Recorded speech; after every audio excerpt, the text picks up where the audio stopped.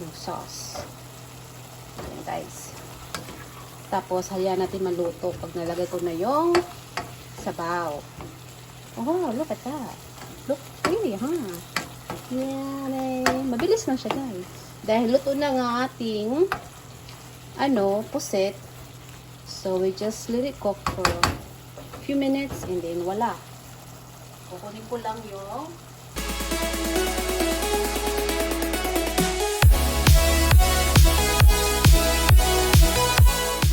hello guys, welcome to my vlog. So today magluluto tayo ng adobong pusit. Pero wala akong, I don't have the ink. So I'm just gonna do my own version. So I have garlic, tomatoes, onions, and chili. Is it chili pepper? And pusit. So my sauce is boiling. Naglagay ako ng 1 can of lemon soda. So I'm gonna put the squid in here to cook the squid before frying my ingredients, guys.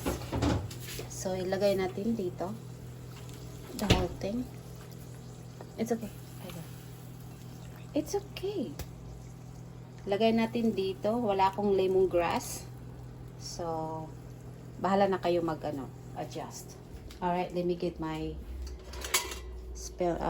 spatula.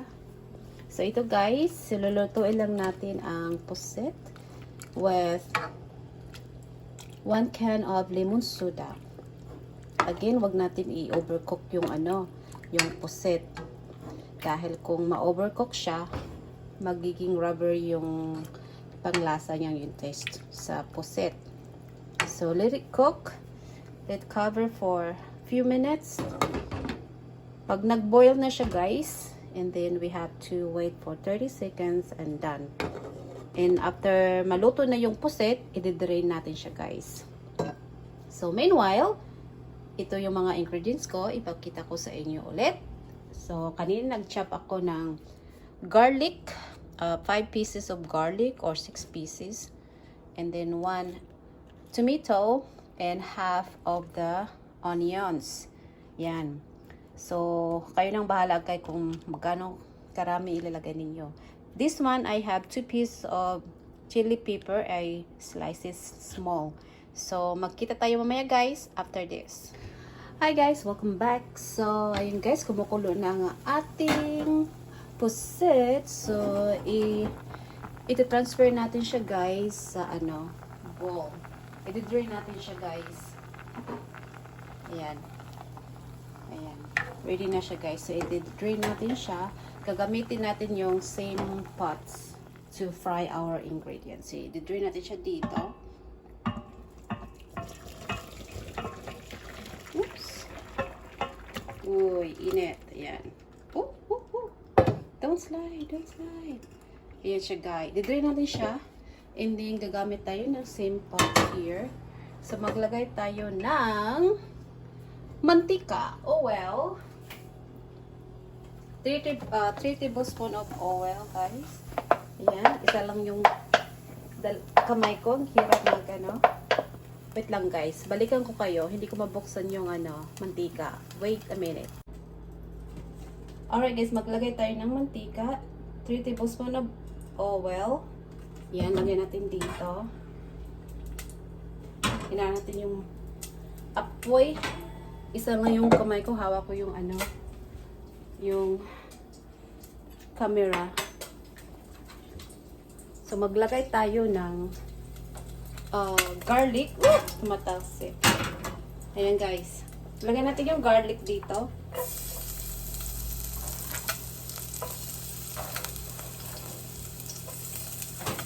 Haluin ang garlic. Hinaan natin yung apoy. Medium lang. Medium heat. Ayan guys. At isunod natin ang sibuyas.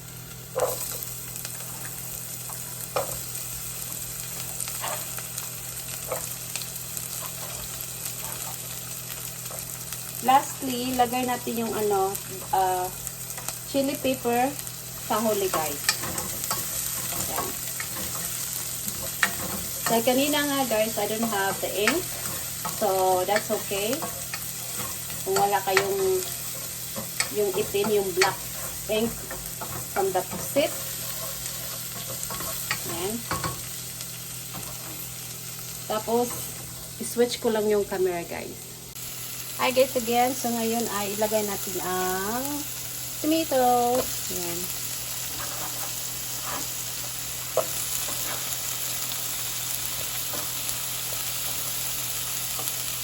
Again guys, wala akong ano, I don't have a lemongrass.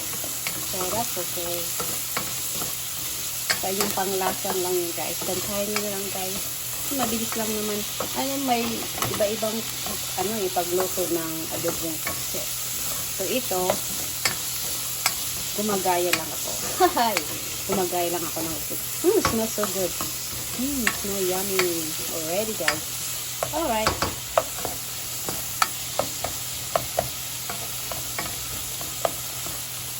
Dahil wala akong pusit na i-mix sa aking mga ingredients, yung ano, yung ink. I don't have the ink.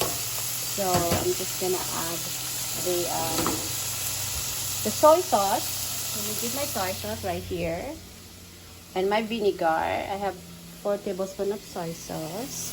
Lagay ko dito. Ayan. And maglagay tayo ng black pepper. Here's my black pepper. Ayan, marami akong ano dito. Seasonings. Ayan, marami akong seasoning dito guys. Baka gusto nyo pumunta dito. Ayan, maglagay tayo ng black pepper. Ayan. Balik natin dito sa lagyanan. Ayan. And ihaloin natin guys. Haloin natin. Tapos, isunod natin ang smells so good. Ang vinegar. Balik tayo ulit sa kusina, guys. Kunin natin yung vinegar.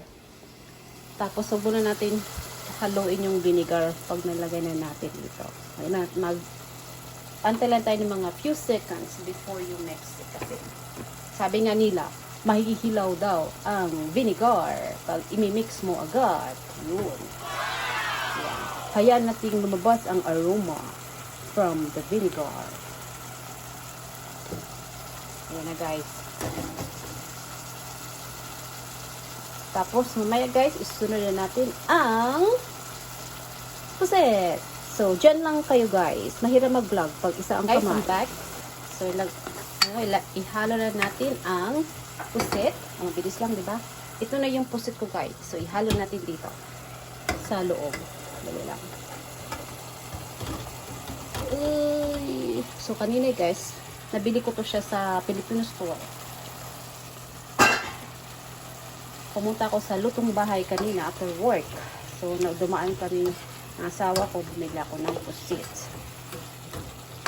Yan, para lutuin ko for dinner. Hindi pa siya dinner guys. Lunch pa, anong oras pa? Mag-alas 3 pa dito ng hapon. So, kain ng lunch, and then kain ulit ng dinner. Diba? Dalawang beses. Alright guys, so ayan. Tapos ilagay na natin yung sabaw kanina na lemon soda na ilagay natin kanina guys. Tapos hayaan natin siyang maluto. Tapos ilagay na natin yung chili pepper ko. Pwede natin ilagay na now yung chili pepper. Tapos ilagay natin yung ano, yan, look at this. Wow. Tapos ilagay natin yung sabaw, yung sauce. Ayan guys. Tapos hayaan natin maluto pag nalagay ko na yung sabaw. Oh, look at that. Look, really, Yan eh. Mabilis lang siya guys. Dahil luto na nga ating pusit. So we just let it cook for a few minutes and then wala. Kukunin ko lang yung sabaw. Ihalo ko yung sabaw guys. Ito yung kanina yung sabaw natin na pinakuluan with ayan guys. Hanggang sa mag-thick siya guys. Ayan. Mahirap mag-vlog pag isang kamay mo hawak ng camera at saka sandok. Diba? So hayaan natin siyang maluto guys. Tapos magkita-kita tayo mamaya after this. And then that's it. Stay tuned, guys. Hello guys, welcome back. Ayan, kumukulo ng ating pusit. So, iti-check lang natin guys after few minutes. Ayun na. Ayan na siya. So, iti-check natin guys kung luto na ba. Medyo masabaw ang ating pusit guys. Ayan. At titikman natin kung masarap ba to. First time ko itong gawin eh. Kaya lang wala akong lemongrass. So, tikman natin guys. Medyo spicy siya ng konti at saka matamis-tamis. Siguro konting aso. Asin lang. Lagyan natin ng asin or soy sauce. Asin na lang. Konting salt lang. And then, malapit na siyang maluto. Ayan guys.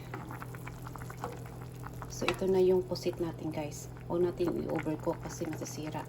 Mag-rubber yung panglasa ng pusit. Out, init. Ayan na sa guys. Sarap guys. Dahil luto na ang aking kanin. Ito na yung kanin ko. Luto na siya guys. Dahil it's time to eat na. Ayan guys. Tapos na ang aking pusit. Thank you so much for watching. And I hope you enjoyed this video. Kung gusto nyo ito itry, go ahead. Ayan. Simpleng luto lang to siya guys. My own version. Alam ko may iba-ibang paggawa ng pagluto ng adobong pusit. But it's up to you guys. So thank you so much for watching. And don't forget to like and subscribe to my channel guys. And I see you guys next time. Let's eat. Patayin ko na yung apoy. Ayan. That's it. My adobong pusit with lime soda. Ayan. Thank you guys. I see you next time. Bye. Bye.